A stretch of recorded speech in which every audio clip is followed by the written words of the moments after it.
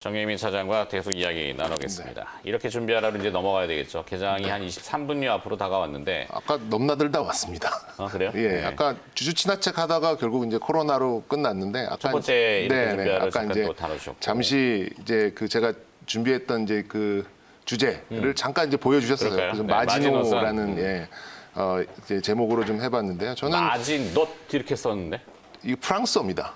T는 묵음이죠. 제가 네. 불어를 알지는 못하지만 그러니까 이제 옛날에 2차 대전에 이제 그 독일군을 막기 위해서 이제 만들었던 최선의 전이군요. 그리고 뭐 최후의 보루 뭐 이런 그런 부분인데 저는 오늘 이렇게 하라에 대한 이 답은 반등의 에너지를 한번 보자, 지켜보자, 확인해 보자, 가능성이 있다 이렇게 좀 말씀드리고 싶고 사실 이제 이번 이 서든 크래시잖아요. 그렇기 때문에 귀신같이 매매를 하셨던 분들은 많지 않으셨을 것 같아요. 뭐 네. 주변에 계십니까? 아니 뭐 딱 2,400에 딱 팔고 지금 뭐 인버스 사고 뭐 이런 분들은 안 계시잖아요. 알겠어요. 네. 근데 이제 아까도 언급 드렸습니다만 전일 파생 시장을 장 막판에 보면서 이게 좀 수그러들 수 있겠다라는 생각이 좀 들었고 네. 어제 미국 시장 뭐 오늘 뉴스 쭉 들으셨으면은 상당히 양호했던 걸 좀 또 아실 수 있을 것 같고 그러니까 그 상징이 나타내주는 뭐랄까요 어떤 시그널? 네. 그러니까 미국도 아까 얘기했지만 확진자 늘어나고 사망자도 늘어나요. 하지만 경제는 돌리잖아요. 네. 물론 그것이 옳다 그르다를 얘기할 수는 없는 건데 거기서 셧다운을 시킬 수가 없는 단계를 넘어갔기 때문에 뭐 트럼프 대통령의 약간 뭐 그런 과도한 정책이라고도 할 수 있지만 가는 거잖아요. 그죠? 응? 그러니까 그런 게 계속 나오다 보니까 미국장도 똑같이 오르는 게 계속 오를 수밖에 없고 그러니까 계속 뭐 빵 주식이 어떻고 또 뭐 마갓이 어떻고 계속 이런 얘기가 나올 수밖에 없는 게 이런 거를 대비하고 이런 뉴스가 나오더라도 주가를 관리하고 또 이제 주가에 밀접하게 관계되는 이 펀더멘탈을 유지할 수 있는 기업만 지금 이제 자금이 몰리는 그런 상황이 나오기 때문에 우리 시장도 그런 쪽으로 좀 바라봐야 된다라는 말씀을 드리고 싶어서 이렇게 또 준비를 해봤고 저는 이제 마지노선에 좀 와 있다라는 생각. 뭐 물론 이제 제가 보는 지수대는 조금 지지 지수대는 조금 더 밑에 있긴 있습니다만 네.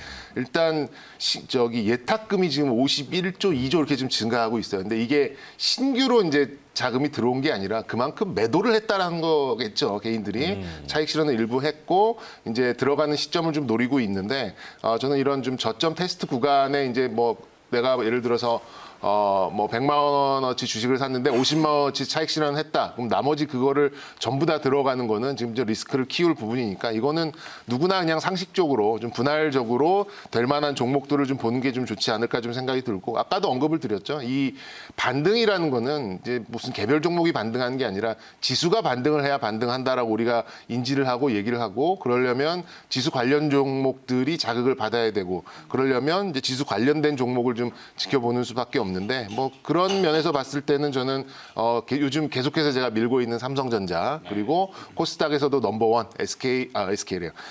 셀트리온 헬스케어 쪽을 조금 더 눈여겨보고 싶고 이제 그래도 이제 삼성전자는 그 혼자만의 종목이 아니기 때문에 약간의 개별성이 있는 셀트리온 헬스케어를 오늘 이제 종목으로 준비를 하려고 했는데 또 지수 넘버원 종목을 또 가져오면은 조금 흥미가 좀 떨어져서 이게 좀 따로 이 시간에만 좀 말씀을 드리고 싶고요. 그리고 아까 김영민 매니저도 얘기를 했습니다만 기존에 있던 약품을 이제 재활용하는 이제 그런 것들이 지금 임상 실험을 거의 한 13개, 14개가 하고 있고 유일하게 녹십자만이 이제 혈장 치료제 쪽에서의 어떤 임상을 좀 진행하고 있다 보니까 저는 녹십자 같은 종목은 계속해서 좀 시장에 관심을 받을 가능성이 좀 높다라는 생각이 들어가지고 저는 이제 각각 코스피와 코스닥의 넘버원 종목 그리고 플러스 알파를 할 수 있는 종목은 녹십자 이렇게 좀 말씀드리고 싶고요. 또 어제 아까 또 말씀드렸듯이 이제 정세균 총리와의 이제 그렇죠. 사진이 나왔던 그 종목들은 시장의 관심은 지속적일 수밖에 없다 이렇게 좀 말씀드리죠. 센티온, 제넥신,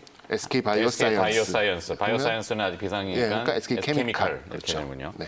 그래요. 뭐 이 코로나와 관련된 극복할 수 있다라는 시그널로 이제 어제 말씀하신 정세균 국무총리의 코로나19 치료제 백신 개발을 위한 가능한 한 모든 지원을 최선을 다할 것이다. 끝까지 할 것이다. 뭐 이런 얘기 있었고 그다음에 AI, 인공지능과 BI, 생물 정보학 활용한 약물 재창출 방법. 발음이 어렵네요. 약물 재창출 방법으로 코로나19 치료를 위한 아까 김현민 이제 14개 특허 얘기했는데 제가 알기로는 11개. 14개일 수도 있고 네. 그거는 그 실시간으로 또 사이트가 또 있더라고요. 네. 뭐 그런 것들. 그러다 보면은 시가총액 상위 중에 우리 바이오가 있긴 있잖아요. 백신과 치료제를 다 합치면 14개가 맞습니다. 14개가 네, 맞죠. 네. 그러면 하여튼 우리 바이오 테크놀로지 기업 아까 이제 뭐 삼성바이오로직스가 SK 하이닉스보다 위쪽으로 올라오긴 했는데 네. 그런 기업들이 좀 선방하면서 지수 방어를 할 수 있는 네, 그렇죠. 이 와중에도 뭐 아까 얘기했지만 줍줍 할 수 있는 뭐 줍줍까지는 아닙니다만 그래도 근데 이게 계속 네, 반등을 하려면 역시 이제 지수 관련된 종목으로 가는 게 맞다라는 생각이 계속 듭니다. 네. 예. 미국의 기술 테크 기업들이 잘 나가는 거 보면은 뭐 애플과 지금 테슬라 아니에요, 그죠? 네. 우리나라는 삼성전자와 현대차 네. 이렇게 볼 수 있는데 못 그들은 하지만 우리가 안 하는 게 이제 일발 장전 시간에 말씀해 주셨던 이제 주주 친화책. 그러니까 사실 자기 회사 주가를 자기가 관리를 하는 거잖아요. 뭐 그렇죠. 자사주를 매입하고 소각을 하고 맞아요. 삼성이 잘하는 건데 예. 매일 소각. 네. 그리고 태워버리는 또 거죠. 이제 뭐 배당을 늘리고 또 이제 그러니까 이 주주들한테 이제 거래 편의를 위해서 주식을 쪼개주고 뭐 이런 이제 하는 것도 우리도 그 지금 주식을 비율로 살 수 있는 방법도 고민해 보겠다 뭐 이런 얘기가 있어요. 비율이라는 건 뭐 그러니까 예를 들어서 만 원, 그렇죠. 삼성전자 지금 5만 5천 원인데 그러니까 뭐 삼성전자 500원어치 주세요. 뭐 이런 식으로 뭐 500원 아니겠습니다만. 편의점 가갖고 삼성전자 10,000원씩 주세요 이렇게 할 수 있는. 그러면 증권사 망합니다. 그러면 안 되고 그러면. 어쨌든 이렇게 비율로 접근할 수 있는 이제 그런 방안도 좀 강구를 할 수 있다라고 하니까 그런 것들도 마이크로죠, 마이크로. 네 시장에는 뭐 결국 뭐 나쁜 얘기는 아니라고 좀 생각은 듭니다. 거기에 이제 공매도도 어제 홍남기 부총리가 네. 얘기했듯이 좀 연장하는 연장하는 것이 쪽으로.